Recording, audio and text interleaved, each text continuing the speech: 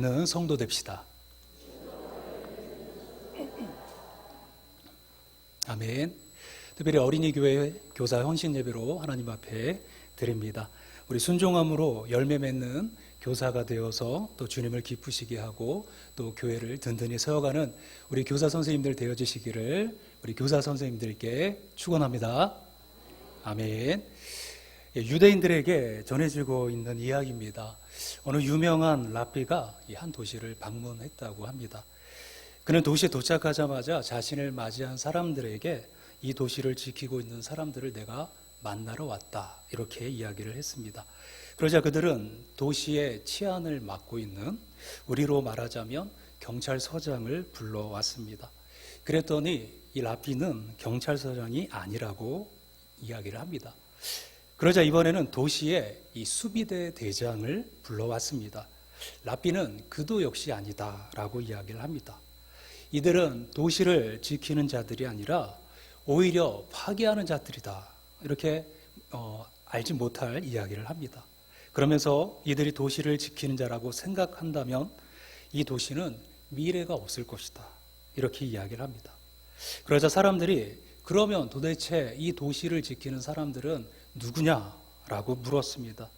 랍비는 참으로 도시를 지키는 사람은 학교 교사, 곧 랍비다라고 이야기를 합니다. 이것은 유대 사회에서 이 랍비가 얼마나 중요한 위치를 가지고 있는지를 알려주는 이야기입니다. 사실 랍비는 오랜 세월을 두고 이 유대 사회를 지탱하는 기둥이었습니다. 나라가 패망하여 성전까지 불타고 또 모든 것을 잃고 각처로 흩어져 온갖 어려움을 처한 유대 민족에게 이 랍비는 살아있는 도서관이었고 책이었습니다. 하나님의 말씀, 곧 율법이었습니다. 그들은 그 속에서 후손을 하나님의 말씀으로 가르쳤습니다. 그들은 교육뿐만 아니라 때로는 변호사, 의사 역할을 했습니다. 짐승을 잡을 때 어떻게 하면 가장 아프지 않고 깨끗하게 잡을 것인가 라는 이런 사소한 것까지도 유대인들에게 가르쳤습니다. 그러니 랍비는 이 유대 공동체의 정신적 지도자일 뿐만 아니라 사실 유대 민족의 생존 비밀이었습니다. 그들이 나라를 잃고 2000년 동안 떠돌이 생활을 하면서도 살아남을 수 있었던 그 비결은 이 랍비 때문이라는 것입니다. 그래서 그들은 누구보다 랍비를 존중하고 존경했습니다. 이런 이야기도 있습니다. 아버지와 랍비가 함께 감옥에 갇혔다. 마침 아들에게 한 사람만 구할 수 있는 돈이 있었다. 그럴 경우 누구를 먼저 구할 것인가? 우리에겐 이런 질문 자체가 어리석은 것이겠죠. 그렇지만 유대인은 아니라는 것입니다. 그들은 랍비를 먼저 구하라고 가르칩니다. 그들이 랍비를 얼마나 소중하게 여겼는지를 잘 보여줍니다. 이렇게 가르친 이유는 부모는 나를 낳아 세상을 살게 했으나 랍비는 나를 영원한 세상으로 인도하고 살게 하기 때문이다라는 것입니다. 히브리어로 이 하나님의 말씀인 율법을 이 토라라고 이야기를 합니다. 부모를 호림, 선생님을 모림이라고 합니다. 이 사의 단어는 가르치다, 교훈하다, 또 어떤 모양으로 만들다라는 뜻의 야라라는 단어에서 왔습니다. 그러니까 성경 말씀이 쓰여진 이 히브리어, 거기에서 율법과 부모와 교사에 해당되는 단어의 어원이 같다라는 것입니다. 이것은 교사가 어떤 존재다라는 것을 잘 보여주고 있습니다. 교사는 아이 인생의 이정표이자 영적 부모다라는 뜻입니다. 때문에 앞에서 소개한 것처럼 유대인들이 랍비를 소중하게 여기는 것이죠. 그 랍비는 단순한 교사가 아니라 내 자녀의 인생의 이정표이자 또 다른 영적 부모라는 것입니다. 우리 사회도 사실 옛날엔 그랬습니다. 선생님의 그림자도 밟지 말라, 이렇게 이야기를 했죠. 군사부 일체라고 해서 선생님을 임금과 부모님과 동급으로 여겼습니다. 사극을 보면 만인지상인 왕도 자신을 가르친 선생님을 사석에서 만날 때는 스승님이라고 깍듯하게 대했습니다. 그런데 우리 사이에 탈권위 바람이 불면서 교사의 권위가 끝모르게 추락하고 있습니다. 물론 여기에는 교사들의 자신들에게도 책임이 얼마간 있겠지만 우리 사회의 위기가 여기에 있다고 생각됩니다. 국가의 백년대계를 책임질 사람들을 가르치는 교사를 존중하지 않고 어떻게 올바른 교육을 논할 수 있겠습니까? 우리 교회도 가르치는 사역을 하는 지체들이 많이 있습니다. 이런 사람들을 알아주고 소중히 여기는 풍토가 교회에서 만들어져야 합니다. 본문은 교회 일꾼을 대하는 태도에 대한 말씀입니다. 바울은 한마디로 이런 사람을 알아주라라고 권면합니다. 이것은 교사뿐만 아니라 교회와 지체를 섬기는 모든 사람에 대한 태도를 이야기하고 있습니다. 물론 섬기는 사람 누구도 알아달라고 섬기지 않고 그저 주님을 사랑하는 마음으로 섬깁니다. 그럼에도 불구하고 섬기는 사람의 수고를 알아주라는 것입니다. 아무리 포기하고 살지만 누군가 알아주면 위로가 되고 기쁨이 되고 힘이 솟습니다. 바울은 이런 인간 심리를 잘 알고 있었던 것입니다. 옛말에 선비는 자기를 알아주는 사람을 위해 목숨을 내어놓는다, 이런 이야기를 합니다. 알아주는 것이 사실 이렇게 중요합니다. 그러니까 교회 일꾼들, 특히 가르치는 교회학교 교사를 알아주기를 바랍니다. 알아주시기를 바랍니다. 그들의 수고를 알아주고 헌신과 희생을 알아주고 고충을 알아주고 마음을 알아주기 바랍니다. 알아준다는 것은 이해한다는 것입니다. 기억한다는 것이죠. 관심이 있다는 것입니다. 그리고 그 직분을 귀하게 생각한다는 것입니다. 그래서 알아주면 위로가 되고 힘이 솟고 결단과 각오가 새로워지는 것입니다. 그러면서 바울은 알아주어야 할 이유를 말합니다. 먼저 성도 섬기기로 작정한 줄을 너희가 아는지라 15절에서 말씀합니다. 섬기기로 작정한 사람들이기 때문에 알아주라.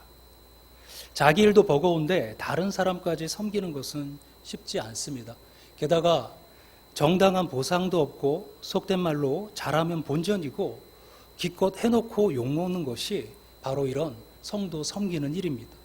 그런데 스데마나의 가족은 성도 섬기기를 작정하고 섬긴 것입니다. 여기서 작정하다의 성경 원문은 스스로 결정하다, 자진하다라는 뜻입니다. 누구에게 떠밀려서 마지못해 억지로 섬기는 것이 아니라 정말 자발적으로 지원하여 섬긴 것입니다. 그런데 영어 성경은 이것을 중독되다라는 단어로 번역한다는 것입니다. 이렇게 번역한 것은 어려운 여건에도 그들이 자발적으로 섬기게 된 이유를 설명하기 위한 것 같습니다.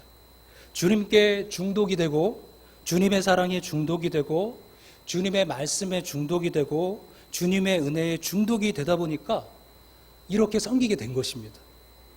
우리가 주님을 잘 섬기고 주님의 몸인 교회와 그 몸의 지체인 성도를 잘 섬기기 위해선 중독되어야 합니다.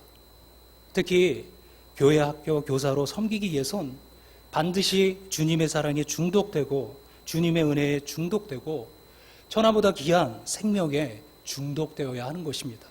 중독이 되어야 작정하여 섬길 수 있습니다. 그리고 다른 성도는 이렇게 중독이 되어 섬기고 있는 그 교사를 알아주어야 합니다. 다음은 그들이 너희의 부족한 것을 채웠음이라. 그들이 나와 너희의 마음을 시원하게 하였으니, 즉 부족한 것을 채워서 답답한 것을 풀어준 사람들이기 때문에 너희가 알아주라라는 것입니다. 사람마다 마음은 있지만 이것이 여건이 안 돼서 하지 못한 그 아쉬움이 있습니다. 섬기는 일도 마찬가지입니다. 하지 못해 늘 아쉽고 안타까웠는데 누군가 나서서 그 일을 해결하면 마음이 답답한 것이 풀리면서 편안함을 갖게 됩니다. 나서서 섬기는 사람들이 바로 그렇다는 것이죠. 그들의 자발적 섬김이 주님께 영광이 되고 기쁨이 되어서 주님의 마음을 시원하게 해드릴 뿐만 아니라 다른 사람의 부족을 채워 모두의 마음을 시원하게 만듭니다. 섬김이 얼마나 중요한지 알 수 있습니다. 그리고 섬기는 사람이 많을 때 교회의 분위기가 확 바뀌는 이유도 이 때문입니다. 그래서 바울은 이런 사람을 너희가 알아주라 당부합니다. 그러니 섬긴다는 것은 어떤 일을 하는 것 이상의 의미를 갖는 것입니다. 순교일기라는 책에 이 사막 교배에 대한 한 이야기가 나옵니다. 어느 날 나이 많은 이 수도사가 말라 죽은 나무 한 그루를 가져와 산 위에 흙을 파고 심었습니다. 그리고 젊은 수도사에게 이 앙상하게 죽은 나무에 매일 물을 한 동이씩 주어 열매를 맺을 때까지 하라고 했습니다. 누가 봐도 미친 짓이었습니다. 게다가 물가는 멀리 떨어져 있었습니다. 그렇지만 젊은 수도사는 순종했습니다. 그는 저녁 때까지 돌아오기 위해 이른 아침부터 물을 걷기 위해 출발했습니다. 그렇게 3년이라는 세월이 지난 후에 그 말라 죽은 나무에서 기적처럼 싹이 돋고 열매가 맺었습니다. 늙은 수도사는 그 나무에서 열매를 따서 수도원의 수도사들에게 나눠주면서 이렇게 이야기합니다. 어서 이리들 와서 순종의 열매를 먹도록 하라. 어떤 사람이 그랬습니다. 주님을 믿는다는 것은 영악한 사람이 되기를 포기하는 것에서부터 시작된다. 맞는 말입니다. 계산이 빠른 영악한 사람은 주님을 믿기 어렵고, 이런 사람은 말라 죽은 나무에 물을 주라는 명령과 같은 불합리한 말씀에 순종할 수 없습니다. 이미 죽은 지 나흘이 되어 썩은 냄새가 나는 죽은 나사로의 무덤문을 열라는 주님의 그 말씀에 순종할 수 없습니다. 하나밖에 없는 아들을 제물로 바치라니 말이 되는 것인가? 방주를 산꼭대기에다 만들라는 것도 마찬가지다라고 이야기할 것입니다. 그런데 우리 주변에는 지금도 주님의 말씀에 순종하여 죽은 나무에 물을 주는 사람들이 있습니다. 지금 우리가 누리고 있는 열매는 알고 보면 영악하지 못한 사람들의 헌신과 희생의 결과인 것입니다. 그 영악하지 못한 사람들 때문에 주님의 몸인 교회가 세워지고 유지되고 이 교회를 통해 주님의 뜻이 오늘 이어지고 있는 것입니다. 영악하지 못해 이전엔 여러 가지로 더 불편한 것이 많았을 이 교회에 남아서 아이들을 가르쳤고 구역을 섬겼고 식당 봉사로 찬양으로 각자 자신의 재능을 들여 섬기는 사람들 때문에 지금 우리 교회가 존재하는 것입니다. 이런 사람이 있는 한 앞으로도 우리 교회는 건강하게 성장하는 아름다운 교회가 될 것을 믿습니다. 영악하지 못해 아무것도 따지지 않고 그저 묵묵히 아이들을 가르치는 교회 학교 교사 여러분, 주님의 이름으로 축복합니다. 아울러 성도 여러분, 우리 선생님들이 우리 아이들을 더욱더 잘 섬기도록 이들의 수고를 기억하시고 기도해 주시기를 주님의 이름으로 부탁드립니다. 함께 기도하겠습니다. 살아계신 하나님 아버지 감사합니다. 오늘 주님 앞에 나가는 우리 모든 주의 자녀들, 특별히 교회학교 교사들, 이들의 헌신을 주님께서 기뻐 받으시고 하나님 주님 앞에 순종함으로 주님이 주시는 귀한 열매를 거둬들이며 경험하는 주님의 자녀들 될 수 있도록 도와주시옵소서. 주님 앞에 우리 모두를 의탁드리며 거룩하신 우리 주 예수님의 이름으로 기도합니다. 아멘.